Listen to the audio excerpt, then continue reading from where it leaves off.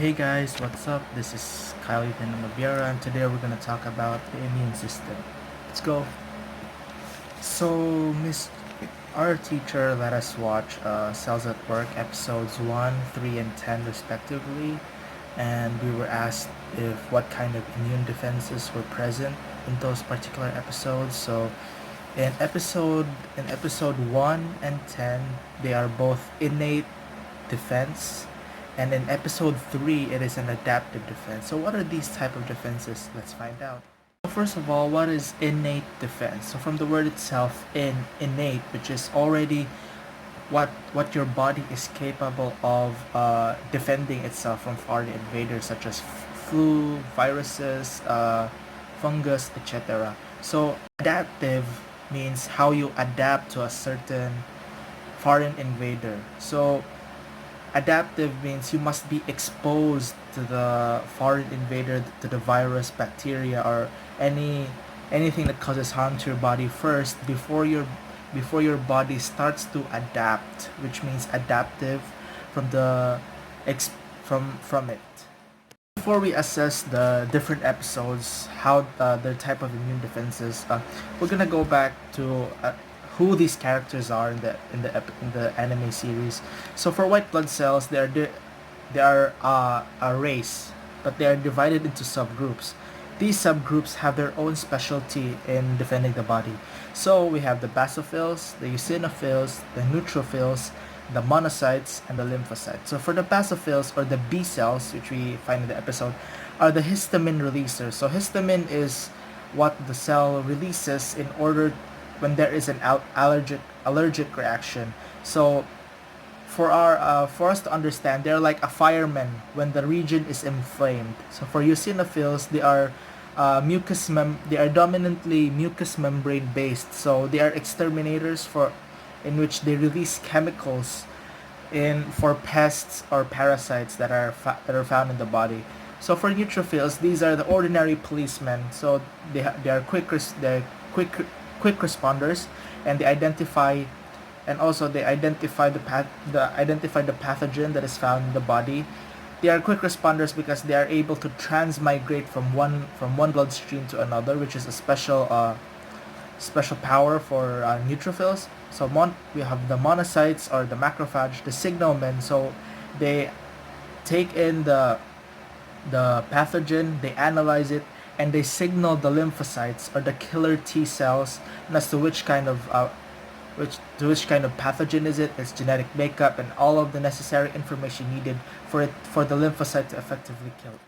So in episode 1, the body was invaded by the pneumococcus bacteria, which is responsible for causing pneumonia, and the cells involved there are in the series itself is the red blood cell and the white blood cell. So the white blood cell effectively kills the pneumococcus, but sometime in the episode, it evolved and acquired a net, which is called so they were able to make themselves a cell capsule which protects them from white blood cells. Yeah. So the characters in the anime represented the different cells in the body which help in the homeostasis, or the protection, or the immune system of the body. So we have the red blood cells, the white blood cells, the fat cells, the dendritic cells, and all of the cells in the body are being personified in one anime. And the organs of the body are somehow like places or machines. We have the stomach, which is like a volcano. Uh, Also, they turned the sneeze into a exploding rocket, which is a very smart,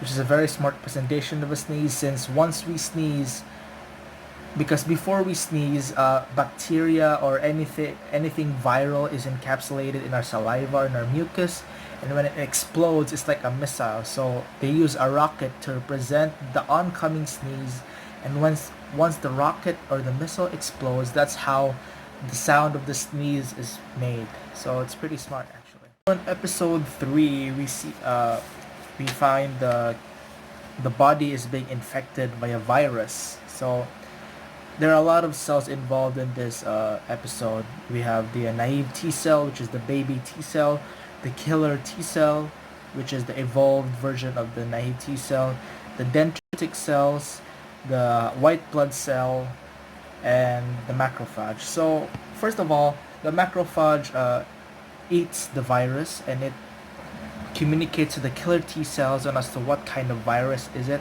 So the commander T cells uh, instructs the soldier killer T cells that it is a type A influenza virus. So during this episode, a lot of battle scenes were going on between which with the help of the B cells, the killer T cells, and the white blood cells are all coming together in the hopes of destroying the type A influenza. So as the episode progresses, the naive T cell, which is the one of the main highlights in the story, is evolved due to the dendritic cell because the naive T cell was scared to go out and fight with his superior killer T cells because he was too weak. But actually, the dendritic cells also helped him evolve to become a full-fledged soldier killer T cell, which is also a hidden secret power of a dendritic cell, which helps in the maturation of the killer T cells in the lymphocytes. So the episode ends with with a different virus that is unkillable for the other cells. So apparently, it wasn't only a one virus that infected them. It became instead the type A influenza virus was infecting them. Before it was type C, not type A. So with a different virus at hand, they need to make up a whole another weapon, which is made from the B cells, in order to defeat that particular virus, since their weapons is only focused on one particular virus. So it's like putting a different key in a different lock. It won't open. So they need that specific key in order to open the lock, or like they need a specific weapon in order to defeat the type of virus that they are facing with.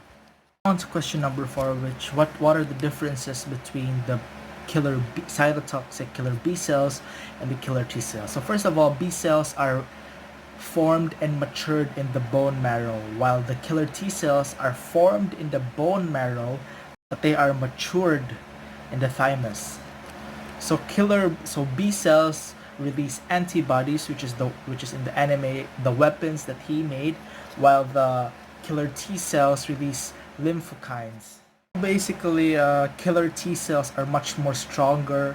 They have a longer lifespan, which seen and how they are portrayed in the anime. They are like soldiers, which are in very gruesome training. Unlike the B cell, which is like an inventor or just a boy, when he only makes antibodies for that specific pathogen. While killer T cells can respond to any kind of pathogen available, may it be a virus, a tumor, cancer cells, anything foreign that could put the body at risk. The killer T cells are one of the responders to those types of emergencies. So adaptive immunity, from the word itself, adapt. So you need to be exposed to that certain pathogen or virus in order to gain immunity from it. So you need to adapt, just like how animals adapt to their certain environments. They once they have adapted to their environments, they evolve and become stronger and stronger. So just like in our bodies, we need to first get exposure. We need to get sick from it, and at the same time, the antibodies will have the genetic material or pathogen, and once once it enters back in our immune system or into the body, we won't be infected by the same particular virus again, unless the pathogen or the virus itself mutates or evolves, which the cells cannot won't be able to like some sort of adapt to their evolution as well.